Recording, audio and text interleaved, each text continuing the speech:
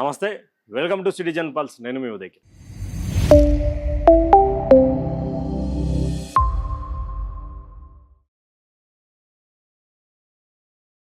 తమిళనాడు రాజకీయాలలో ఒక స్త్రీని అవమానించడం చూసాం. తమిళనాడు రాజకీయాలలో ఒక స్త్రీలను అవహేళన చేసినటువంటి సందర్భాలు చూసాం.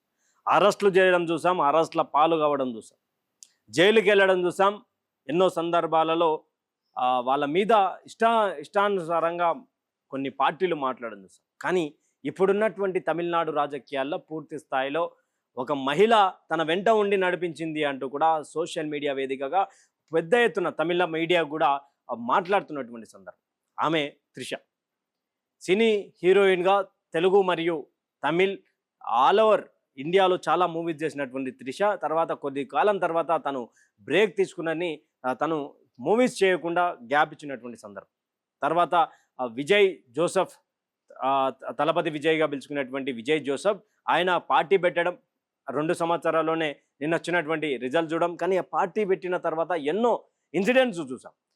ఎక్కడైతే 44 మంది మరణించడం తొక్కేసలాటలో, తర్వాత విజయ్ చెన్నైకి ఉటావుటిన ఫ్లైట్ వేసుకోవడం, తర్వాత వాళ్ళని కలవకపోవడం, వీడియో కాల్స్ మాట్లాడడం, ఆర్థిక సాయం ఇస్తానని చెప్పకపోవడం, ఎంత అంటే రాజకీయానికి కొత్తగా ఉంటే ఎలా ఉంటుంది అన్న కోణంలో విజయ్ అదే కొత్త వాళ్ళనే చెవి చూస్తుండే. అయితే ఆ తరుణంలో తన వెనుక త్రిష ఉన్నది అనే కోణాన్ని కూడా తన భార్య తీసుకొచ్చింది. అంటే నాకు విడాకులు కావాలి, విజయ్ నన్ను పట్టించుకోవడం లేదు, విజయ్కి ఒక హీరోయిన్తో అక్రమ సంబంధం ఉంది అంటూ కూడా తన భార్య బయటికి వచ్చి పూర్తిగా పెద్ద స్థాయిలో విజయ్ మీద ఆరోపణలు చేయడం చూసాం. తన కొడుకు, తన బిడ్డ కూడా విజయ్ని తండ్రిగా మేము ఒప్పుకోము, మమ్మల్ని చాలా ఇబ్బంది పెట్టినట్టు కూడా మాట్లాడినట్టు. అంటే త్రిష ఎవరైతే ఉన్నారో, త్రిష విజయ్తో ఇల్లీగల్ అఫైర్ ఉంది అంటూ కూడా తన భార్య పెద్ద ఎత్తున మాట్లాడింది. కానీ ఇప్పుడు తమిళనాడు రాజకీయాలు 2026 మే 4న వచ్చినటువంటి రిజల్ట్స్ ప్రకారం చూస్తే టీవీకే 108 స్థానాల్లో విజయకేతనం ఎగిరేసింది. ఒక ప్రభుత్వాన్ని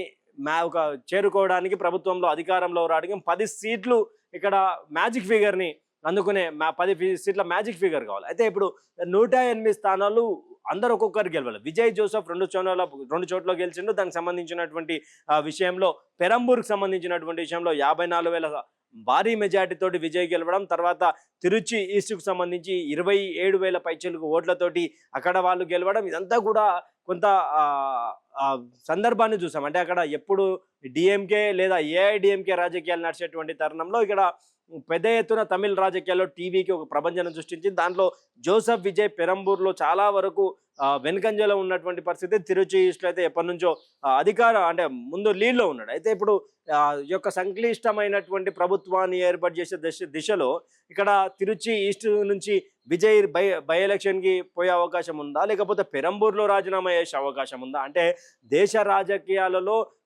సంచలనమైనటువంటి ఒక నిర్ణయం టీవీకే పార్టీకి సంబంధించినటువంటి గెలిచినటువంటి సీట్లు. కానీ రాజ్యాంగం ప్రకారం ఎన్ని చోట్లన్నా ఒక చోట పోటీ చేయొచ్చు.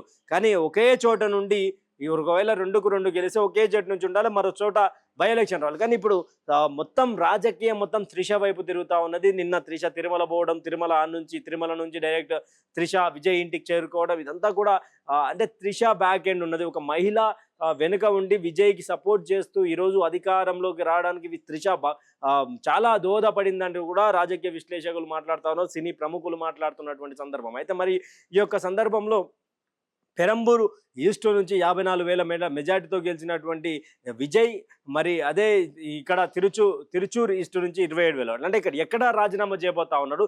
ఆ రాజీనామా చేసేటువంటి ఏదైతే పొజిషన్ ఉందో ఆ పొజిషన్లోకి త్రిషను రాజకీయ అరగ్రేటం తీసుకురావాలి అనే ఒక బలమైనటువంటి కోరిక కూడా టీవీకేలో ఉన్నట్టుగా వార్తలు, సమాచారాలు పూర్తిగా చక్కర్లు కొడతా ఉన్నాయి. అంటే త్రిషను మరో జయలలితల టైప్లా ఒక మహిళను పెట్టి రాజకీయం చేయడంలో ఇక్కడ తమిళనాడు రాజకీయాల్లో పవర్ఫుల్గా అనిపిస్తాయి. గతంలో డిఎంకే నుంచి కనుమోలి, తర్వాత కనిమోలిని అంటే కొడుకుకు అడ్డు తప్పించడానికి కనుమోలిని ఢిల్లీకి పరిమితం చేయడం కరుణానిధి, తర్వాత జయలలిత పూర్తి స్థాయిలో చక్రాధిపత్యం చూపించింది, తర్వాత శశికళ చూపిద్దామన్న సమయానికి ఆమె రిసార్ట్ పాలిటిక్స్ చేసేటువంటి సమయంలో ఆమె అరెస్ట్ కావడం, ఇదంతా అంటే తమిళనాడు రాజకీయాలలో పెద్ద ఎత్తున లేడీ ఫ్లేవర్ అని ఉంటుంది కదా. ఖుష్బు కొంత వీళ్ళు డిఎంకే ఏఐడిఎంకేలో కొంతమంది నాయకురాళ్ళు ఉన్నా కూడా వాళ్ళంతా వీళ్ళు ద్రవిడన్ పార్టీలలో ఉంటే కొంత వీళ్ళు గెలిచే అవకాశాలు ఉంటుంది. కానీ వీళ్ళు భారతీయ జనతా పార్టీకి సంబంధించినటువంటి పార్టీలో కానీ జాతీయ పార్టీలో ఉండడం వల్ల